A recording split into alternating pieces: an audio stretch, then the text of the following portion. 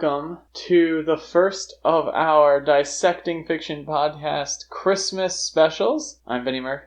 I'm Christian Cutler. And today, we're going to talk a little bit about our favorite action movies from the holiday season.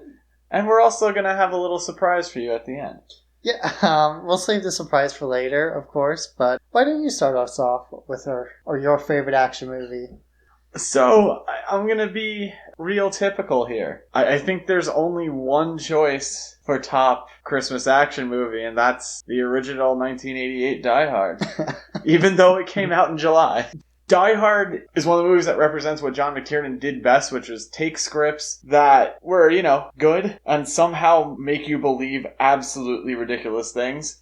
And Die Hard, I think, is special because it is so tied to the fact that it's taking place at Christmas. It's constantly referred to. The basic setting is a Christmas party. And it's also about a father seeing his wife and children for Christmas after not seeing them for an extended period of time. Christmas action movies are kind of weird because, there's a very Christmas, oeuvre, or, Christmas spirit, I guess, to be kind of typical. But Christmas action movies tend to skew all of that. Yeah, I mean, it's more it's always Christmas is usually, a parody, or, just window dressing. Deriving it down to just window dressing might be a little unfair because I think you get a certain effect when you set something during a holiday. You already have emotions swirling around in your audience's head. Now, is it kind of a cheap trick? Yeah, probably. But it's a real effect. I think Die Hard both takes advantage of that and uses it in effective ways during the story. Yeah, it tends. I guess you're right. It plays on the idea of Christmas is the time everybody comes together, but not in Die Hard. Well, people are trying to, they do come together with the terrorists who aren't actually terrorists. And he does eventually see his family, spoiler. But, yeah, I think Die Hard is just such a good movie in general. It's hard not to give it that accolade, in my opinion, of, my favorite Christmas action movie. I think it's one of the best action movies just in general. It's weird how believable that movie is, despite how unbelievable everything in the script is. Right, none of it should work. And that's always been that McTiernan strength. You watch Predator, it's the same thing. Predator should be the dumbest movie you've ever seen, and it's awesome because of how it's presented. It's all in that nuance. It's still pretty dumb, but there's just the handshaking scene where the muscles bulge and everything. I don't know what you think is dumb about that. That's cinema.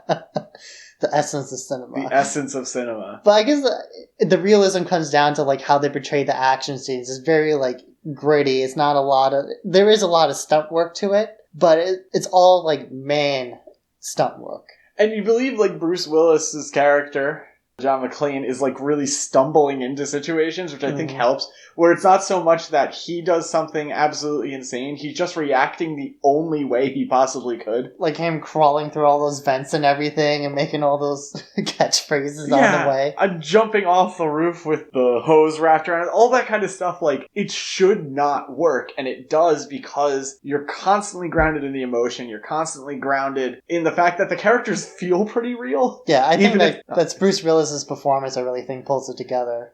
Absolutely. And I think that entire cast does a great job of really nailing the characters they're supposed to play. Yeah, even in Predator as well. Oddly enough, even though none of them are really good at reading lines, they embody a certain archetype or emotion there. So you just insulted most of my heroes. I don't know if I can go with that. I think my pick is going to be... I'm going to have to argue for it a bit. Uh-oh. But I picked, for my favorite action movie, Home Alone. No, I'll give you that. Because it's an anti-heist movie. Right. I was thinking about it. It's I don't want to pick Die Hard because I do love Die Hard, but to me, it's not very Christmassy. Home Alone has all the Christmas elements to it, where it's actually it's kind of is Die Hard in a weird way, whereas one man versus an army. Right, a situation that the character can't escape. Right. Without ingenuity. But the ingenuity actually involves a lot of Christmas tricks, he's freezing the steps, he's dropping paint and all those wreaths and everything. Also, I think Home Alone, oddly enough, just even though it's about like a family just forgetting their kid, there's a lot of weird like Christmas mood to it that I think Home Alone plays off of really well. I think a lot of Home Alone's tie to the season, outside of, obviously all these movies we're going to be talking about over the next couple of specials are going to be like set at Christmas. I think, especially in Home Alone, the music plays a huge part. You're constantly getting either Christmas songs or score that sounds very Christmassy. Like, it creates a mood even in the scenes that don't have as much to do with Christmas, which I think is something that maybe Die Hard doesn't. Like, Die Hard, when it's just about him having to take down a guy, you do lose the Christmas element. Home Alone, it's like this constant thought. I think even that, and there's like an aspect of wish fulfillment to it, oddly enough, that I think is embodied in a lot of Christmas films, in the fact that he's left home alone and he can do whatever he wants. And he just had to deal with his family, but at the end of it, he has to, he misses his family. A few years back, I actually wrote an article about Home Alone that I'll link in the description for this, about Kevin McAllister being basically Bruce Wayne. That it's like this... Yeah, well, you can read the article, but I'll leave that in the description. Yeah, Home Alone plays with a lot of cool themes while it's going, which I think is why it still remains like a really beloved movie, even, nearly 30 years later now? Yeah, I don't like thinking of it like 30 years later, but that is true. I think there's also an aspect that a lot of it comes down to like the script and the actors as well. We were kind of talking about Die Hard is a very ridiculous script. Home Alone feels oddly more grounded, and I don't know if that's due to like the actors, or if it's just due to like a less really ridiculous premise, or the fact that it plays itself very obviously as a kid's movie. Yeah, I think there's an element of a few things there. I think you have, because of all the things he's doing to the criminals are like fairly practical, like, things you would have in your house. Nearly everything else is absolutely ridiculous. Like the fact that he is able to like stop them, and he's using like a zip line, and somehow his entire family forgot him. Like there's a lot of elements to it that should stick out as a little more like silly. But I think you're right, that tone of it already sort of being a kid's movie, not in that like insulting, like completely dumbed down version of a kid's movie, but in a John Hughes script where, he's focusing on how a kid would approach it. Yeah, John Hughes is very good at capturing that kind of like teenage kid mentality where like, what would a kid like to do? A kid would like to be home alone when they're stuck with their family all the time, especially during like a stressful time of year. And Die Hard comes to it like the opposite perspective as like a parent. I wouldn't say like Die Hard's metaphorical in any way, but like Die Hard does embody a weird emotion of like just a dad trying to see his kid. It does capture that effectively, even with all the violence and the craziness, which is why it works. I think also we have to throw this in there too. John Hughes always gets talked about for Home Alone. Chris Columbus also directing, coming off of Adventures in Babysitting, and then, a decade later having as big, if not bigger, it had to be bigger hits with the Harry Potter films. This is no amateurs making Home Alone. This is a big production. The first two, like, Harry Potter films are probably my favorite Harry Potter films because they also embody that weird, like, Christmas atmosphere where everything's, like, bright and yellow and there's all these, like, trees and tinsels everywhere. It just feels very, like, warmth. I agree with that. Actually, I had even considered putting the Harry Potter films into the running for Action Christmas. I tend to lean towards the third film, which is not Chris Columbus, but there's definitely a feel to those first four that you lose in the second four, where like you couldn't even really consider them anything holiday-like, even if they show Christmas at Hogwarts there. Yeah, I think we'll get to it if we ever do a Harry Potter episode. I'm sure that would do. Comment if you want that. And that would have been where we ended, but we have a special surprise. Yes. As many of you know, we interviewed Eric and Julia Lewald from X-Men the Animated Series, amongst an incredible amount of other things. But we took a moment to talk to them about their Christmas episode on X-Men, which, some people hate. Some people love. I happen to be in the love column. I love it because it finally wraps up that Morlock storyline that's been hanging around for 4 seasons. Which is funny because we don't really talk about that when we talked with them. Yeah, I don't think they... But that is true. It does wrap up the Storm as the leader of the Morlock story. And also is the reason that I am to this day still obsessed with Leech from X-Men. So here's our interview with the Lewalds concerning the Christmas episode of X-Men. Enjoy. So I think we have one more big thing we wanted to talk about, which is seasonal. We wanted to talk about X-Men's Christmas episode. Okay. Don't sound so sad about it. I enjoyed it. It stuck in my head. Good. Well, Which, go ahead. Which, of course, is called "Have Yourself a Morlock Little Xmas." Yep. And I'll take credit for the title. As anyone should be proud to. This was a decision from the executives, I remember correctly. Yeah. They wanted to have a Christmas episode, and so the two things that we could think of, we're trying to.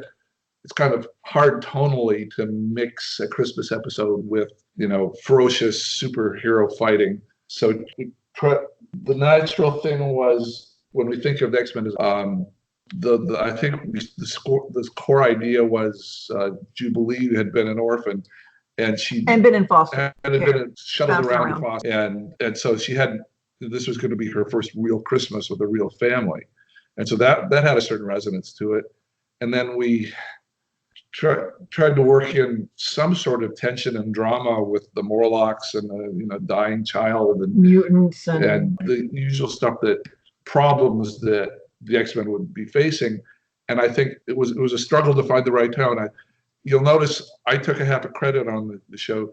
I did an awful lot of writing on an awful lot of the episodes, but I would never take a half credit unless I basically would have to rewrite.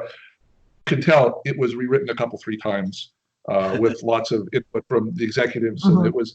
I think there's some sweetness in it and some very nice character bits in it. I love Jean Grey and Gambit fighting in the kitchen. That just cracks me up. And there's a minority of people that really, really, really enjoy it and watch it every Christmas, and it's part of it. And there are ones I think are worse.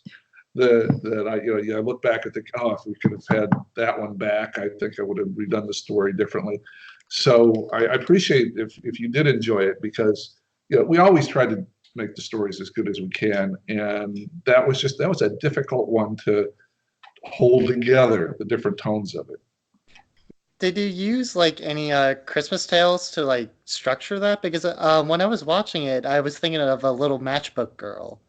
Which is kind of like a seasonal story at the time too. I don't know if you're familiar with that story. No, yeah, the Hans Christian. Am I thinking Charles Dickens or Hans Christian Andersen, something like that? Yeah, the little who's out there and she's trying not to freeze to death. Yeah, that's jolly. Yeah, so I think it was more. I don't think we had anyone in mind, unless the other writer, whose name escapes me at the moment, was it Frank Parr? Anyway, unless they brought that to the table. I don't think I brought that to the table. It was more a sense of there are Christmassy things that, like Rockefeller, skating at Rockefeller Center, and Christmas trees and gifts and kitchens. And the shtick, not the shtick, but the point that Wolverine isn't going to have any of this, because this is his idea of the worst time of year. He's kind of grumpy and Scroogey, and he just hates us all. And the great gag, I don't know if I put it in the book, but one of the great ironies of this, they give Wolverine crap about he said, I don't want to sing Jingle Bells, whatever. But the Cal Dodd in real life actually is a jazz singer, and he has done a Christmas album with Jingle Bells on it. He's an amazing singer, but also the voice of Wolverine when I hear it in my head. Yeah. So I can't remember a specific Christmas story, but a lot of the themes that come out in Christmas stories, people struggle, like the Morlocks having their troubles, and it's like a poor family. Having troubles around Christmas, and they're able to help them. And I think the fact that Wolverine's the one who's able to help them ultimately, even though he doesn't want anything to do with Christmas, with the blood transfusion. Yeah. So that part I think worked dramatically. That you got the grump. That's very Christmas Carol-y. You got the grumpy old bastard that wants nothing to do with Christmas, ending up being helpful and feeling better about it. So that's a bit of a steal, but I say salute. I say homage. Homage. There you go. And then after that, we were wondering if you guys would stay on for a couple minutes to just talk about the Christmas episode of X-Men. Okay. Have yourself a Morlock Little Christmas. Yeah. Yes. One of the greatest titles in Keep television. the X and Xmas. And X-Men. Xmas, yeah. Yeah. Mhm.